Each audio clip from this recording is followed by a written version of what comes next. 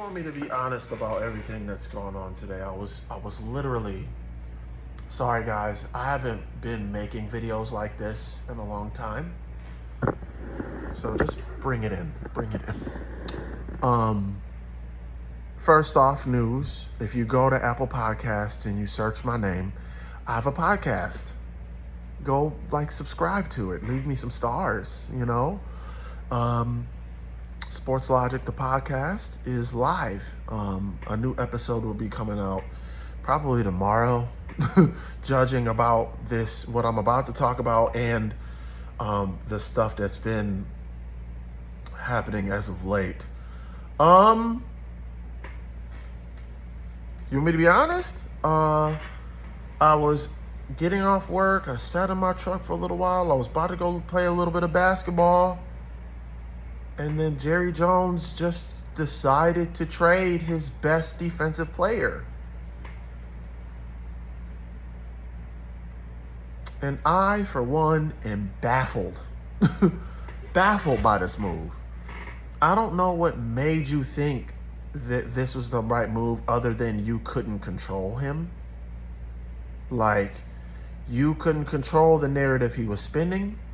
You couldn't control the fact that you're already a bad owner and a bad GM, and you doubled down on that by doing that today.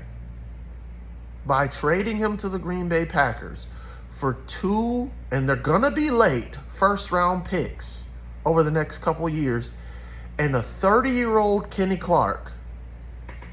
You got it, Jerry. You got it. There's no way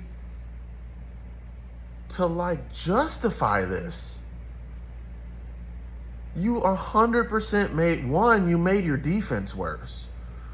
2, Micah Parsons is the heart of your football team. It's not, most people are going to say, well, what about Dak Prescott? No. Dak Prescott is a good guy, but he's not the best quarterback. Let's just put it out on front. He's not the best quarterback. And CeeDee Lamb is a really great wide receiver. He's not the best player on that team. He's not.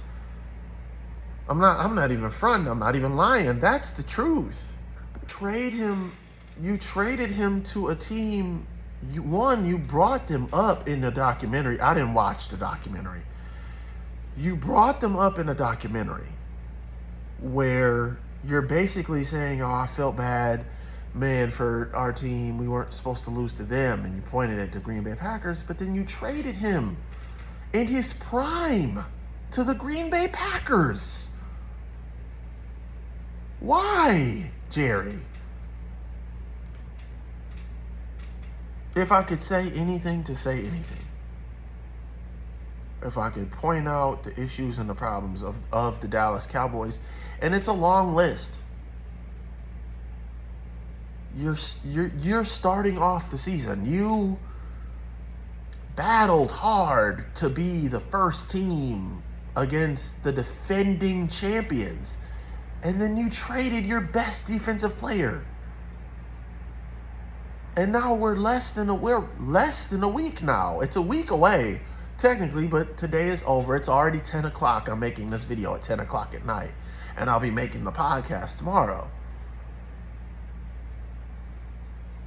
You had an opportunity to just pay your player, and I knew you didn't have the money. That's how I knew you didn't have the cash. But you wanted to control the bad media that was coming towards the Cowboys. And now it's just this. That's number 1 on why I don't like this trade. Number 2 on why I don't like this trade. So Detroit has Aiden Hutchinson. You're going to have to pay him now around that money, which is a lot of money. He's going to demand to get paid higher than Micah Parsons, of which he does deserve it, but that's going to hinder a lot of contracts coming down the line. J-Mo, Amara already got paid, so J-Mo and Brian Branch and Kirby Joseph, it's going to hinder those contracts coming down the line. So there's that. Then we haven't gotten to the rest of the NFC North. The Bears and the Bears fans who have been talking crazy since beating the Green Bay Packers last year, congratulations. You now have to worry about Rashawn Gary and Micah Parsons. You don't have to worry about Kenny Clark, but you got to worry about those two. If I'm Lions fans, we're already neck and neck with the Packers, so it's going to make for great games. Whoever has the advantage there is going to win that game. I know. And the first game of the season is against Green Bay, but I don't think if he really does have a back issue, I don't think he's going to play immediately. And he hasn't been training, so he might not play the first game. He might play the second or third game. So then we'll end up seeing Green Bay down the line again. So there's that. And then you flip to Minnesota, who has been trying to battle for that top division spot. Now you have to worry about Green Bay. Oh, but we got all these weapons and our offense is really good. Yeah, except you're going to have to worry about Jordan Love, who sometimes he knows how to make the throws against your secondary. And now they have a defense that's going to rattle that J.J. McCarthy kid. So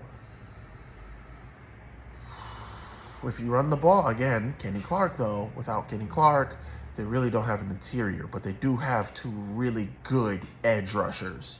So that's just something to worry about. And for the Bears, congratulations. This is what you wanted. You wanted Green Bay to contend against you again. I swear, they didn't do this.